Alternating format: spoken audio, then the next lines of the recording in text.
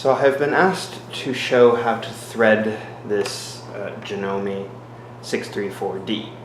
As you can see, we've got white thread in here at the moment, and I'm going to show you the easy trick to thread it, as well as what happens if a thread breaks within the mechanism and how to rethread that. So I'll be doing it for 4 threads, even though there are 3 in the moment, 3 in the machine at the moment, and we'll add the extra threads. So leave a fairly long leader when you replace the threads. It makes it a lot easier because you will need to tie little knots.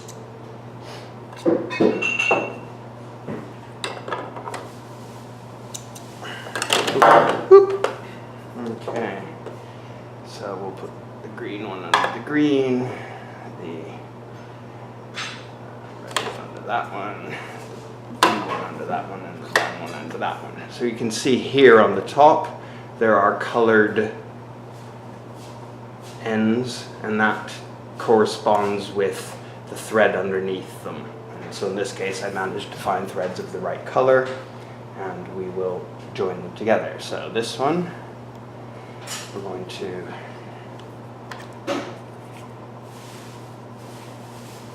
tie these together, and just a simple slip knot's fine.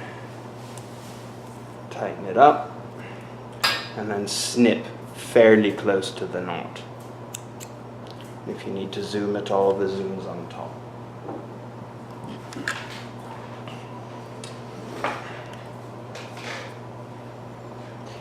Green. So we'll do the same. So this is the easiest way to rethread one of these machines when changing colors.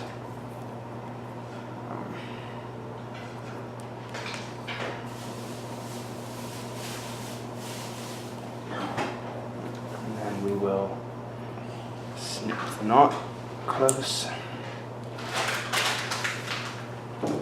and onto the blue.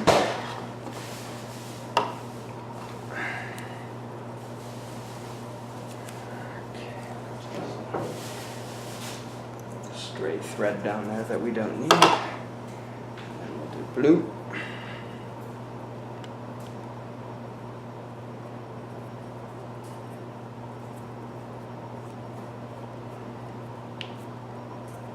Okay.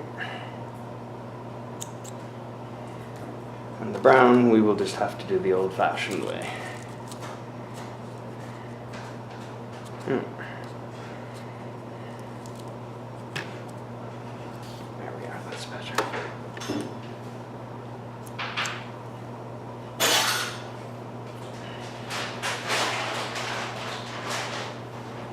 Alright, and then we'll just sling this over here, and then we'll go to part 2. Right, so because I have to put in a needle as well as thread it, I will need, from the toolkit, a small screwdriver like that, and as well as the bendy tweezers like that. Okay, so we'll start with the brown up here. We'll bring it across because this is the one that we can't pull through. So to all of these follow the same procedure. In this case, this thread you put through the top hole and use the small tweezers to pull it back around. And then you thread through the second hole, like that. And then you pull the thread through till you've got a good length. You have to make sure at this point that the foot is up, because that releases the thread tension in here, and that's really important. So hold the thread snug and pull it into the tension disc to make sure it goes in there tight. And what you can see on the front of the machine, this is really important, is the different colors that correspond with the threads in the back, and it also tells you the thread path you need to follow. So you can see this has got blue here, and then the brown, brown, brown. So what that means is the right hand needle is the blue, right needle, and the left hand is a sort of orangey color. So that shows you the thread path. So I'm going to thread up the brown now. I need to do that again. go under that thing, under this, and then over this little hook here, and then down through that guide there, behind the thread guide there, and then we've arrived at the point where I need to put in the second needle. So we'll pause while I get ready for that part. So we're going to be putting in a second needle to enable this to be threaded up. I've raised the needle as high as it can go and put the foot down, and now I'll put in the second needle. So we just unscrew that tiny little screw, and then it's very tight in here, so always a bit of a challenge to get the needle in.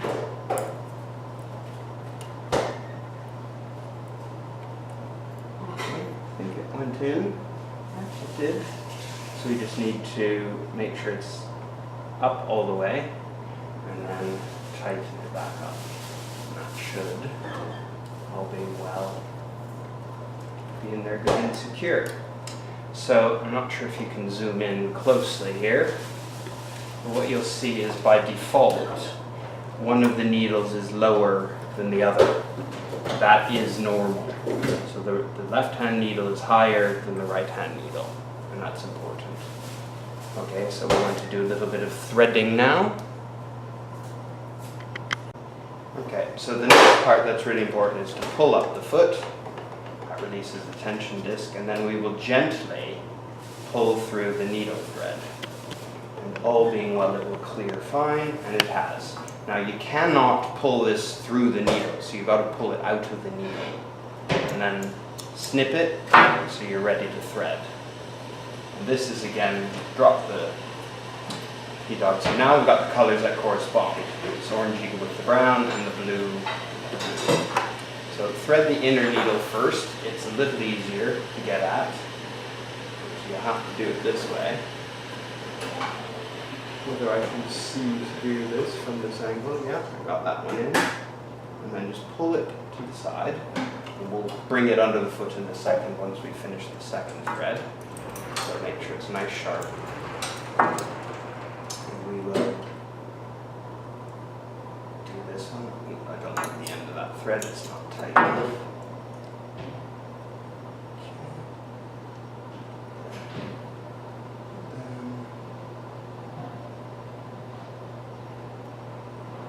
Get a little closer.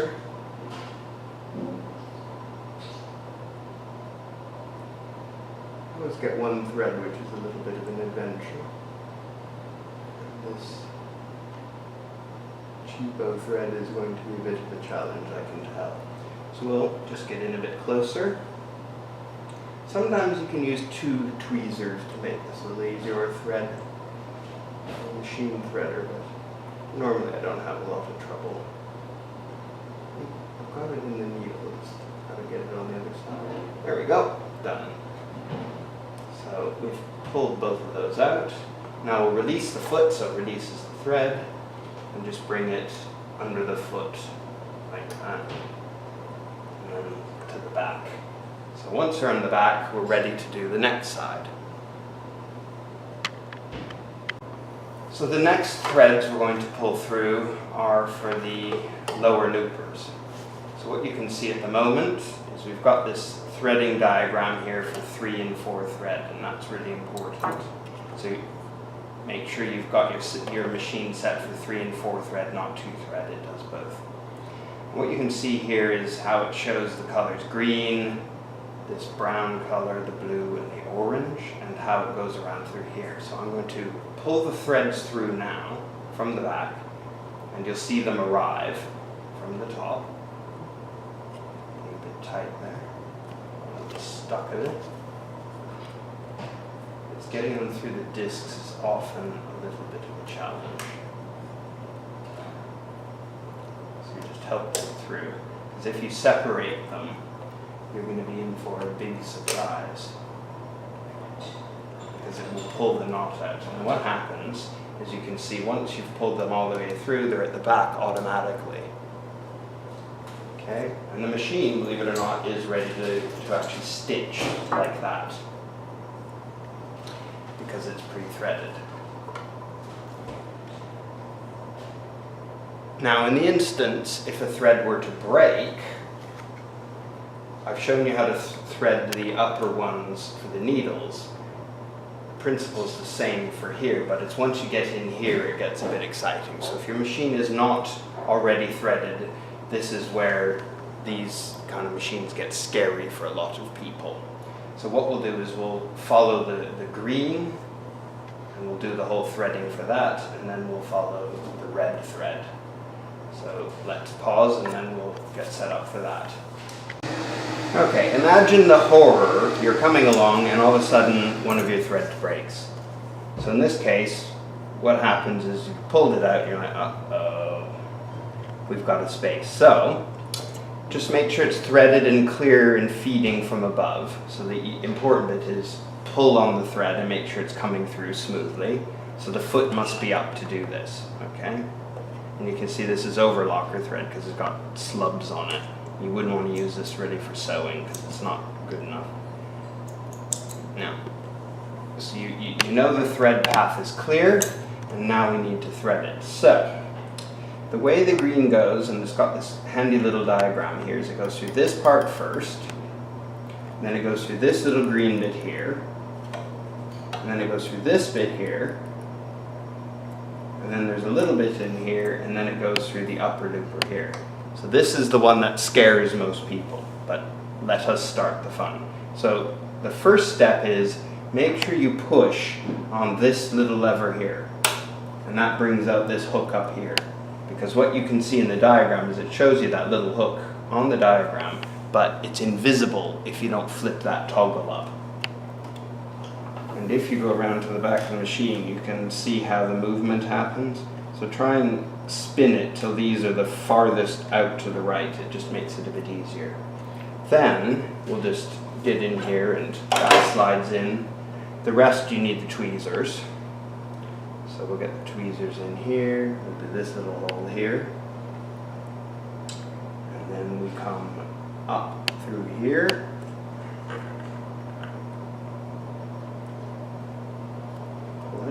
And then this part's nice and easy because it's just a little hook, although it's a bit of a tight squeeze to get in here. Here we are, got the hook. And then the last part is that little bit there. So usually you have to move the wheel of the machine to try to get a clear path like that. And then what you do is you just put it from front to back.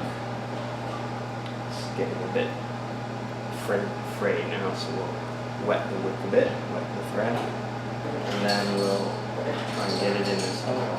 Go a bit closer. Oh, I need to trim that thread.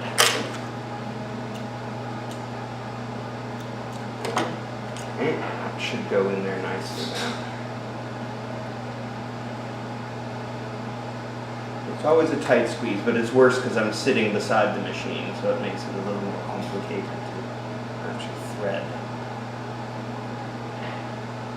And then, with the foot up, make sure you pull it behind. Okay? That is now ready to stitch again. So we'll do the next thread, which is far easier, which is the red thread. So imagine your red thread is broken. Oops, I need to make sure that's in there. Your red thread's just broken. Again, you've got this problem. So you pull it, make sure your red thread is clear from the feed. It goes in this top feeder here. Just like that, it slides in, and the rest are tweezer jobs. So the brown goes here, and it goes up through that hook, and then it goes through that there. So this one's a little easier because it's all the top. So let's do that one. This one. And then little tweezers for that little hook there. And then last but not least, let's spin this again to get it clear. It's easier there. Do that one. And again, the same old rule under the foot. Oops, I didn't square there. Under the foot, and to the back. Okay. Now, with the foot up, make sure all the threads feed smoothly. And they're feeding definitely smoothly at the moment. They're in the right feed, so I'm good with that. So what's really important at this point is before you embark on your project, obviously make sure your machine's oiled and cleaned and everything else, but you're assuming at this point you've threaded this machine correctly. It's important to always check that it stitches. So you normally plug it in, but I can turn this by hand and I'll get some fabric and we'll test that it's actually forming loops. So one way you can form the loops is to just manually start turning and making sure it stitches correctly and you get your chains out the back. So I'm just going to turn it a bit because sometimes you can get little catches when you first thread the machine and one of your thread is going to break again and you have to do the joys of rethreading it. So this is definitely forming a little chain now, so I know it should be good for stitching. So I'm just going to continue forming the threads just to make sure it's happy. And then we'll trim them. So that's good. I've got a chain there that I'm happy with, so I know the machine is ready to stitch and sew. So I can just put a piece of fabric in and it'll go. And because I've got the 4 colors, you can also tell which of your settings is wrong, if the tensions are wrong.